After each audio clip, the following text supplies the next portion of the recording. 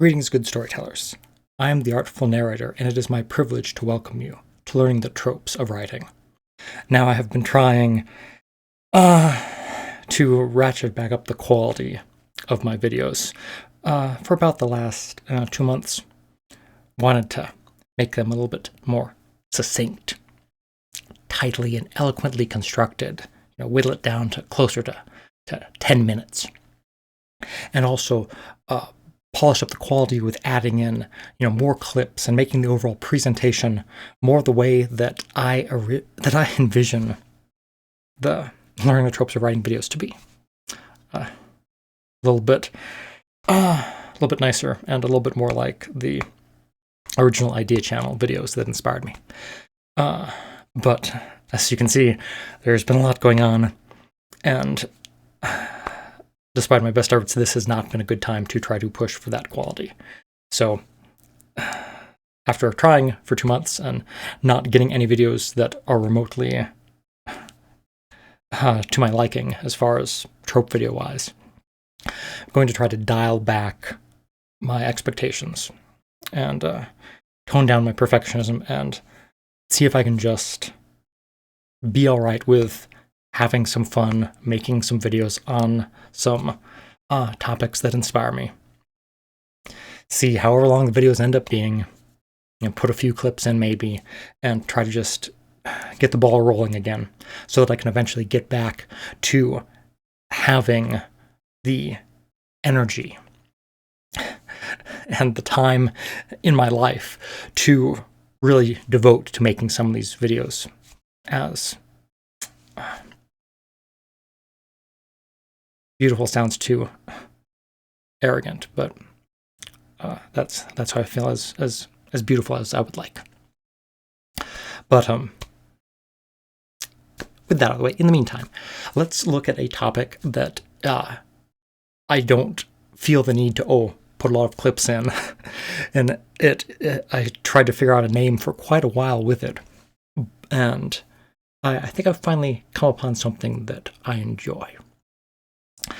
Now, what this video is talking about is a literary question that all writers face to some degree when they sit down to craft their story. It's a question of whether you want to be a referencee or a referencer. Now, what the heck does this mean? Well, this is in fact the second title that I come up with. The first title sounds more like something that you might actually search. It contains literary elements, and you can sort of understand, I see where he's going with this. Whereas referencee and referencer is a example of something that Rocky and Bullwinkle would say in the old Bullwinkle cartoon series. And as I weighed the pros and cons of, would I like someone to actually be able to search for this and potentially find it and have it help them in their hour of need? Or would I like to do something that will make me smile and that people looking at it will go, or at least have a chance of going, that looks like a Rocky and Bullwinkle reference. What's this video? I guess I'll go with the latter, even though I would really like it to be a help to people. But like I said, trying to dial things back and go with the feel-good and focus less on the professionalism. So with that out of the way, let me set the stage properly. 3 minutes into the video. 4 minutes into the video. Now, what I'm talking about here is the way in which you as a writer choose to adapt other elements from different stories and media and elements from history into your story, and to what degree of homage you choose to make with these. Because the truth is that there is nothing new under the sun, especially in terms of, literary speaking. Every plot has in some manner been done before, and so it is not for us to try to do something original. For as Mark Twain has a beautiful quote of saying, there is no such thing as a new idea. It is impossible. We simply take a lot of old ideas and put them into a sort of mental kaleidoscope. We give them a turn, and they make new and curious combinations. We keep on turning and making new combinations indefinitely, but they are the same old pieces of colored glass that have been used through all of the ages. And I fully believe this. So what we're looking at here is not creating something new. It's how do you choose to adapt existing things. So of the referencee or referencer, let's look at the latter half. Let's look at the referencer half. So what am I talking about here? What I'm talking about with a referencer is that you are taking entire elements from either history or from stories that reside within the public domain. So you are not in any way, committing plagiarism or copyright infringement. You are taking ideas that are freely available and you are adapting them for use in your story, complete with some of the same names and many of the same elements that they presented in the original story. And this can have a lot of excellent benefits. One is that it brings name recognition with it. So an excellent example is I am fascinated with ancient history, and especially the lost city of Atlantis. So if I was going to write a story with some sort of a high adventure plot of how the protagonists are looking for a lost city, I would be tempted to say, well, let's just make this a story where they're searching for the lost city of Atlantis. And this already has several things going for it. People are already culturally aware of what Atlantis is to some degree, so I don't need to do as much work establishing it and shaping the idea of what this lost civilization is in the reader's minds. And also, there is already interest in this and some excitement and fascination for people who, like me, are history buffs and have looked out at these different adaptations and different stories that show other authors ideas of what might Atlantis have been like. And so it gives a higher chance that your story might be discovered, or as someone's looking through a list of books about this topic that they're already a fan of, as opposed to making it a story that is a genre, as opposed to making it a story that is in a genre that they like, but having the subject be a new a wholly made-up lost city. Let us call it the lost city of Neo-Alexandria, which sounds like something from Cyberpunk, but let's just roll with it. So, I'm saying some excellent benefits there, but there's also some detriments there too, because what if you really like the name and some of the elements, but you actually don't like the whole "it was lost at sea" theory? You want it to be lost in the desert instead. You think that sounds cool, or maybe they offended the gods, and so the sands came and swallowed them up. So it's like, all right, I'm going to go with this. But now all that work that you saved yourself by tapping into a legend that people already know about, you now need to do more work to instead say, yes, this is a story about Atlantis, but it's not that Atlantis. See, this Atlantis was buried in the sands, not in the sea. And it is possible that, in that instance at least, you could explain this in story as, clearly it was a mistranslation by the ancient Greeks, that they thought that Atlantis was buried under the waves of the ocean, but in fact it was under waves of sand. So, maybe you could make that work. But as you can see, some of those things that were working for you, now they're working against you. You're having to battle against these preconceived ideas that the readers are bringing with them. Preconceived ideas that they would not have and that you would not need to work to explain away or subvert if your story was instead about Neo-Alexandria, which no one has any idea what it's like, except that it probably has mantis blades in it. And Keanu Reeves. But so some pros and cons there. But let's look a little bit deeper in that side, because there is also a potentially wonderful benefit to the original work by doing it this way. If handled skillfully, of course, and respectfully.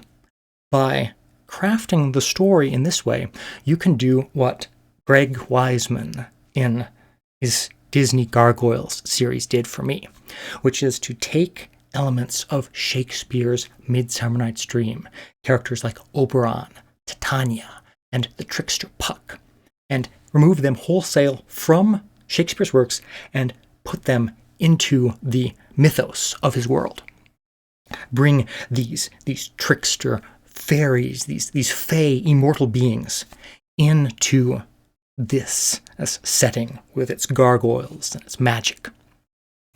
And what he did here was not only portray these characters in a wonderful way that feels true to the original Shakespearean works, but it had the excitement that it created was a two-way.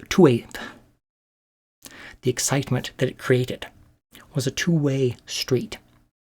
For someone else who knew of Shakespeare's works, who already knew of these characters, seeing that then in a cartoon would be, oh wow, this is so cool. Well, there's a cartoon where their Puck is in the cartoon. I gotta watch that now. But for me, it instead led a road back to Shakespeare, because despite being someone who loves classic literature, I had never read Shakespeare because for some reason growing up, I just sort of got the impression that, oh, it's all so poetic and difficult to understand, and it's too complicated. You're better off reading other things. I don't know why I felt this, but I did. But seeing those stories, it made me excited, and I found myself reading Shakespeare's works, and now Midsummer Night's Dream is one of my all-time favorite books, and I have gargoyles to thank for that. So not only did Greg Wiseman use elements from Midsummer Night's Dream to make his story better, but he repaid that that name recognition that he drew from it by then making other people aware of it. And so that's a beautiful thing, and absolutely, what you want to shoot for in a reference-er sort of situation.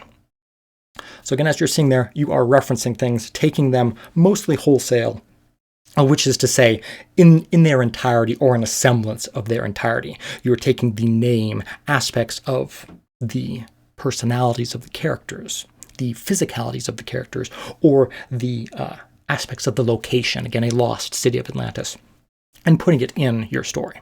That's reference-er. But what about reference-e? Well, what a reference-e is, other than a ridiculous word that's completely made up, is someone who instead makes their own new iteration of a story. And again, nothing under the sun is new. But what a reference-e does is they draw homage. And I've made a video about this before, but what drawing homage is that as opposed to taking the entire element in the story and saying, all right, I want the lost city of Atlantis, and I'm going to put it in my story. Instead, you take inspiration from multiple sources, and then you blend it together in your story, flesh it out, and cover it in the clothes of your narrative so that it feels like it is something that is fully logical and part of your story's world, even though you are aware of the building blocks that went into making it. So, for example, in a reference-e situation, you would say, all right, I want to have a city that was lost in the desert. So let's see, what can I mix together for my city of Neo-Alexandria? Well, let's take a little bit of Tanith from Indiana Jones and Indiana Jones Raiders of the Lost Ark. I wanted to say Last Crusade for some reason, sorry. That's my favorite one. But yeah, take the lost city of Tanith from Indiana Jones, Raiders of the Lost Ark, the city that was swallowed up by the sands. Okay, so you've got the idea of a city swallowed by the sands. A little bit of inspiration from Indiana Jones. Then you take... Oh, computer. It also doesn't help that I'm having computer problems and I get glitches like that. And it's too much trouble to start the video over again. So as I was saying, you take the idea of a lost city from Tanith and Indiana Jones, Raiders of the Lost Ark. So you've got that now. And then you think, I want to take a little bit of the the legend of Dariabar from the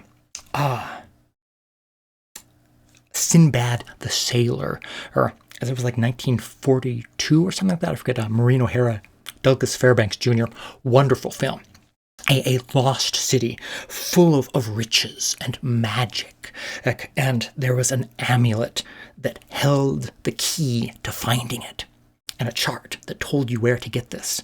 And the chart was upon a ship that had set sail to roam the seas, searching for the lost heir of that kingdom. So, okay, you've got a city that was buried in the sands. You have a chart to it that rests on a ship that roams the sea endlessly, searching for the lost heir. What else can you add? Well, maybe you can take a little bit from Disney's Aladdin or the Arabian Nights in general, and bring in, let us say that this was a city that was built by jinn. It was a mortal city, yes, but jinn were used by the king, kind of like Solomon, and in some stories was said to have had a jinn ring and used jinn to construct some of his great works. So yes, this is a city that was built by the jinn. So did the jinn rebel against their mortal masters, and that was what caused the city to be swallowed by the sands? Or was this seen as an affront to the gods? Or what caused this? All right, interesting. So now you've got jinn, magical element there. You've got a roaming ship. You've got city buried in the sands. Now you can see that the finished product of the lost city of New Alexandria doesn't bear a strong similarity to any of these things. It has a semblance of each of them blended together, and now is something that is larger than the grand total of its parts. Obviously, were this a story that I was writing, I would want to probably sample more like 5 to 10 things, but for this example, we'll see those 3. So instead of taking that idea wholesale, boom, Atlantis, now you've got New Alexandria, all these different things.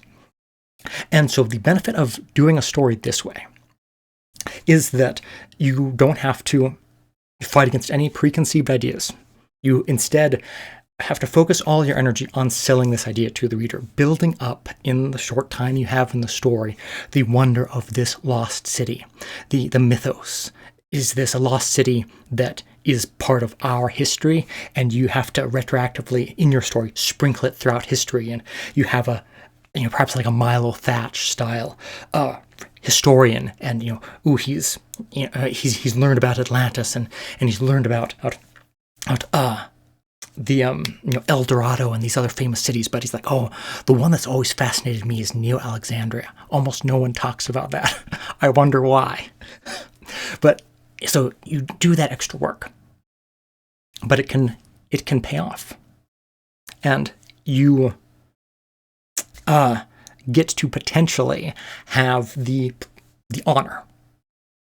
It's not a certainty by any stretch of the imagination, but how cool would it be if you could have the honor of making a story that is able to not necessarily dominate, but carve out a nook in the cultural awareness, so that at some point in 150 years or so, when your story enters the public domain, and some new writer might look at it and think, ooh, New Alexandria, I love that story.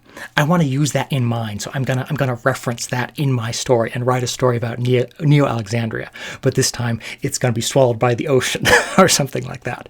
And so now you have become the referencee. You have created something that had greater originality to it and is now being referenced by someone else, or has the potential to be referenced by something else, and is an idea that is more solidly owned by you, even though it is made up of things that you stole from different places and peppered together. So that's this quandary that writers face. This choice of doing more work to establish something new, or potentially doing a similar amount of work to redefine something classic, but yet in your own style. There is, both are equally applicable, both make wonderful stories. And While I tend to favor the Referencee version a little bit more, just because I feel like for my stories, it's nicer to try to create new things so that I can have the whole world of this story be its own thing, as opposed to being something that is set at a definable moment in our own history. That is absolutely not to say that I could not easily see myself using full-blown elements of history and writing a story about, how cool would it be to write a story about, Midsummer Night's Dream, him seeing what those characters are doing next. But obviously, if you're going to do that, as with any homage, even though this is much stronger than an homage, the most important thing always is that it is done respectfully, and that you honor these elements that you are taking from existing narratives, whether they are merely the spirit, a facet of a complete idea, or nearly the entire idea itself. Try to respect it and use it in your story in a reverential way, to do justice to that story that inspired you, and hopefully inspire others to enjoy your stories in the future. I hope that this in some way made sense. Again, a longer video than I would prefer, and questionable title, but made me happy to talk about. So, let me know if you're a referencee or a reference, or if you have any idea what the heck I was talking about. As always, thank you very much for watching. Thank you so much for the support over the last couple months. Things have been hard, and they're still going to be hard for a while, but I haven't gotten around to replying to each of your comments, just because I'm honestly at a loss for words. They touch me so deeply, and saying thank you doesn't feel like it's enough. So hopefully I can find grand enough words to convey how much it means to me. But until then, thank you very much.